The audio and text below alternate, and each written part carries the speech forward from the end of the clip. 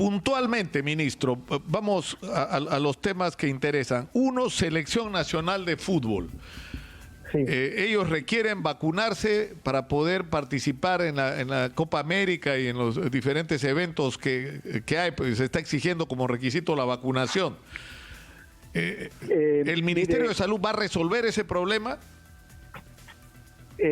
No vamos a dar ningún tratamiento especial porque no corresponde. Ya hemos dicho la vez pasada, en su momento, que eso no era requisito. Ahora la Conmebol ha cambiado, no sé por qué razones, y está exigiendo la vacunación, que, como se comprende, es una decisión que no tiene ninguna base científica. En ningún caso se exige para determinadas actividades la vacunación.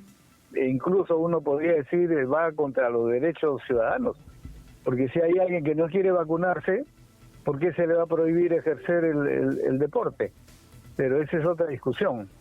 Hemos recibido efectivamente una comunicación de la Federación donde nos dice eso, y la posición del Ministerio es muy clara. Nosotros tenemos un plan nacional de vacunación que tiene determinadas prioridades y secuencias en el trato, y esto tiene que ver con riesgos mayores o menores que puedan tener las personas. Eso por eso los grupos de edad avanzada han ido por delante, los que están en primera línea, etcétera. Eso no aplica a los miembros de la selección, pero además los miembros de la selección o la federación, para decirlo así, por lo que se informa Conmebol, disponen de vacunas para vacunarlos, pero claro, tienen esa vacuna de Sinovac que no está registrada en Perú, entonces no es posible importarla mientras no haya un registro, y por eso no la pueden usar acá en el territorio nacional, pero la selección sale del país y en cualquier otro punto pueden ser vacunados si lo quieren. Es como gente que está yendo a Estados Unidos y se vacuna, ¿quién les puede impedir? Nadie. Y en el caso de la federación, incluso, si es que se produce digamos, tienen que salir, suben en el avión y están en vuelo y ahí los pueden vacunar, no pasa nada si tienen la vacuna, pero no podemos cambiar las reglas de juego, las normas, por un pedido que no tiene ningún sentido, ni científico, ni nada, ¿no? Ministro, ya que hablamos del tema de viajar y vacunarse, conversamos con la jefa de Migraciones, Rosana del Águila, Sí.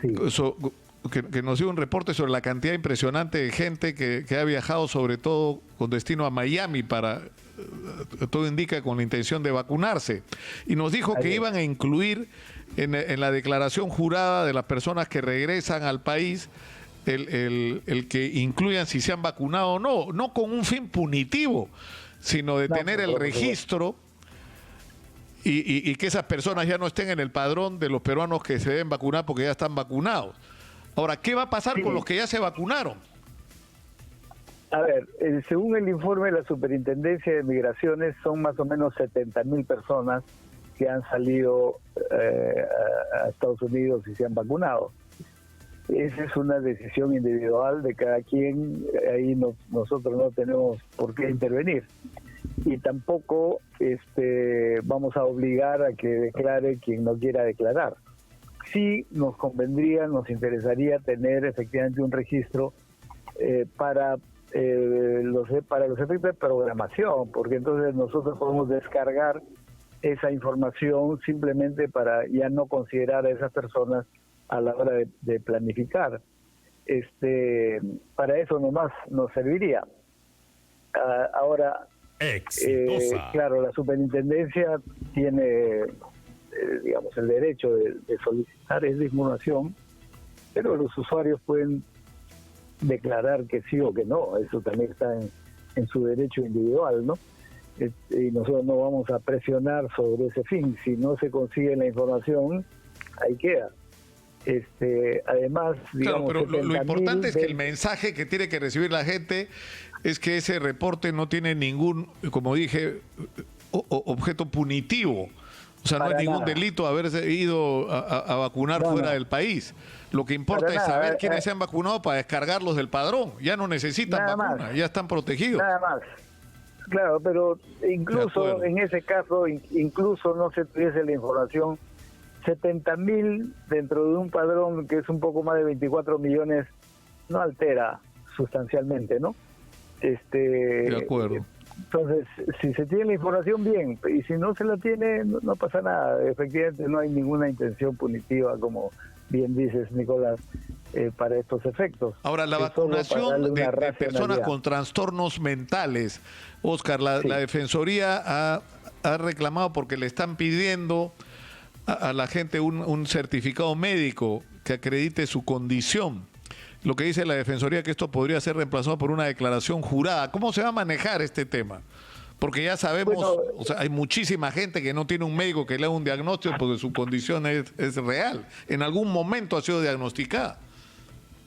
Sí, pero lo mínimo es una certificación, digamos, de un facultativo, ¿no? Que además ahora existen los centros comunales de salud mental a los cuales se puede acudir con relativa facilidad, porque si no, ¿cómo se demuestra, no? Entonces, claro, la declaración jurada, pero también eso es bien relativo, porque cualquiera puede hacer una declaración jurada de que tiene determinado mal y no necesariamente es así.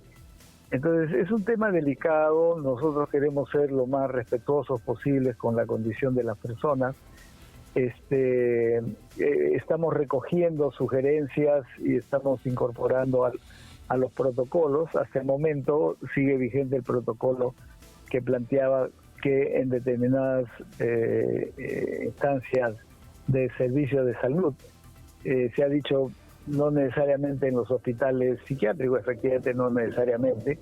Por eso la alternativa de los centros comunales de salud mental, que son mucho más abiertos, más cercanos, digamos, a la propia población, es una alternativa. Pero alguna certificación tiene que haber, ¿no? Y eso, como se comprenderá, es una necesidad para los efectos de la propia programación, porque si no, no hay forma de saber más o menos cuánta gente necesita, cuántas vacunas tengo que reservar para este fin, etcétera. Dentro de los casos con comorbilidad, este es un caso especial y estamos muy dispuestos a tratarlo con la mayor precaución posible para no generar en las personas afectadas ningún tipo de trato discriminatorio que pudiese sentir. Entonces, nosotros respetamos las opiniones y tratamos de aplicarlas, por ejemplo, de la Defensoría o de instancias de este tipo, ¿no? En otros casos de comorbilidades, hay otras estrategias. Por ejemplo, en el caso de las personas con síndrome de Down, no hay ningún problema. Ellos van a su centro de vacunación y se le da el trato preferencial y se vacunan, ¿no? Más cercano a su casa. En caso de enfermedades raras, se requiere sí una certificación, porque son numerosas las enfermedades raras, pero son pocos casos, ¿no? Y eso no complica. Y Ahora, varias lo que de sí ellas, es un tema, ministro, lo que sí es un tema son las personas que ya les toca vacunarse y que por determinada condición física que tienen no se pueden desplazar a los centros de vacunación. ¿Qué tienen que hacer estas personas? Porque entran justo me iba a referir a eso. ¿no es cierto? Justo Le me iba a pongo el referir a hombro, eso. le aparece el día, el turno, pero no pueden ir porque no pueden desplazarse, su condición no se lo permite. ¿Qué hacen? Tienen todo el derecho de ser vacunados en su domicilio y lo estamos haciendo. Hay que comunicarse con el 113 para dar esa información, o incluso si un familiar puede acercarse al centro de vacunación que le correspondería para, si es que tiene dificultades de comunicarse con el 113, y ahí dar la información y con toda seguridad se les va a vacunar a domicilio.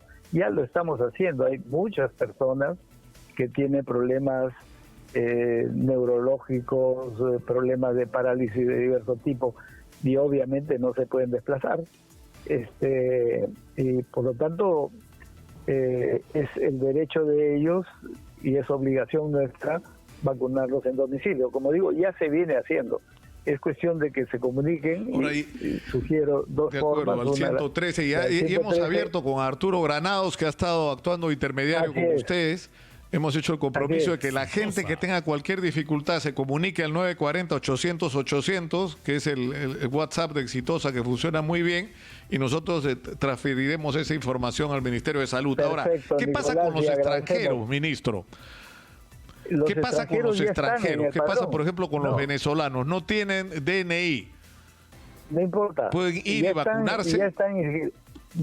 Mira, Nicolás, la Superintendencia de Migraciones tiene un registro. Los más formales tienen carnet de extranjería, como se sabe. Eso ya está cargado en el padrón. O sea, cualquier persona que tiene carnet de extranjería y que coincide con el grupo de edad, eso es fundamental. Por ejemplo, que tengan más de 65 años, estoy seguro, entran al Pongo el Hombro por el Perú y les va a salir centro de vacunación, fecha, etcétera. Pero nos ha dicho la Superintendencia de Migraciones que no solo se reconoce carnet de extranjería, porque hay varias otras modalidades de reconocimiento para estos fines. Por ejemplo, en el caso de los ciudadanos venezolanos, les han dado diversos tipos de registro, de certificación. Todos esos valen, ya están registrados. Entonces, puede no ser carnet de extranjería, puede ser el permiso, ya no recuerdo los nombres específicos. Permiso temporal de permanencia. Por ejemplo, ¿no es cierto? Que también tiene su numeración, todo eso es válido. Entran con esa numeración porque cuando entran a Pongo el Hombro por el Perú, una ventanita es DNI, otra ventanita es extranjeros, y ahí hay las diversas alternativas, y con eso se les vacuna. No hay ninguna dificultad. La ley peruana, desde la ley del aseguramiento del 2009, reconoce el derecho al aseguramiento, y lo hacemos extensivo a la vacunación, a todo residente en el Perú. No dice peruanos. Ojo, la ley dice residentes en el Perú. Obviamente peruanos y peruanas, claro, pero también extranjeros. ¿Y cuándo va a empezar la vacunación para las personas mayores de 60? Estamos en 65 para arriba, sí, ¿no es cierto? Los de 60, ¿cuándo empieza? A partir del 31 hemos anunciado, o sea, para los efectos prácticos, a partir del 1 de junio estamos vacunando. Se va a informar en qué orden, porque ahí también eso seguramente se va a informar hoy día. Eso lo está analizando el viceministro Gustavo Rosell, que es el encargado de conducir todo este proceso de vacunación. Si es de 60 a 64 o se fracciona los primeros días, digamos, 63, 64 y los otros de 60, 62, para evitar la congestión, ¿no? Porque cada grupo de edad que vamos incorporando es numéricamente mayor que los anteriores, por obvias razones, por la pirámide poblacional. Entonces, no queremos que suceda lo que ha sucedido la semana pasada de mucha congestión.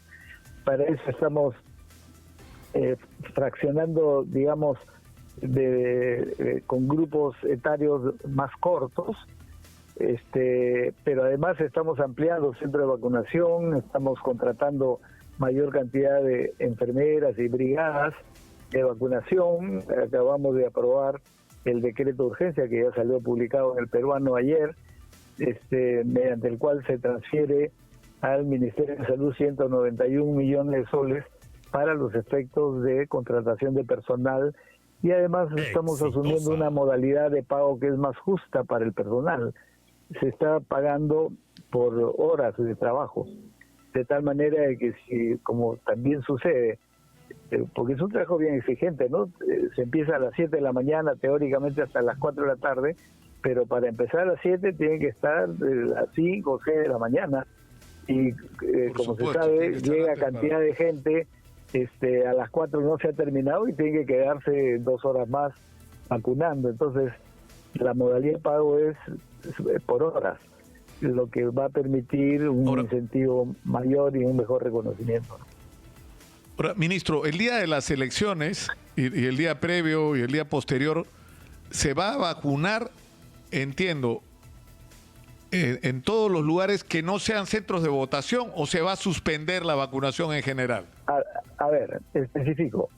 El día mismo de la vacunación, o sea, el domingo 6, no hay, perdón, de la votación, el día de la elección, no va a haber vacunación en ningún centro, para evitar interferir con el proceso electoral. Pero en los días previos y el día siguiente, el lunes, solo en el caso de los centros de vacunación, que a la vez son centros de votación, que son casi la mitad, pero que son muy grandes, por ejemplo, el caso de Videna, el caso de grandes colegios, etcétera, nosotros tenemos que entregar los locales el día viernes. Por lo tanto, en esos centros no se va a vacunar el viernes 4, el sábado 5, el domingo 6 y el lunes 7, que recién se devuelve. Ahí esperamos poder empezar a vacunar del mediodía en adelante, digamos. Entonces, a los que les correspondía, digamos, el viernes, se les va a vacunar el día anterior, el jueves, que habitualmente no había votación, vacunación, porque es día de descanso de personal, pero por esa semana se va a adelantar lo del viernes a jueves. Pero como eso todavía no estaba programado específicamente, la programación que está saliendo ya incluye estas modificaciones. Eso para el caso de los centros de vacunación, que además son centros de votación. Pero la otra mitad de centros que tenemos, por decir, están clínicas, están locales deportivos de las municipalidades, etcétera, que están apoyando muy bien.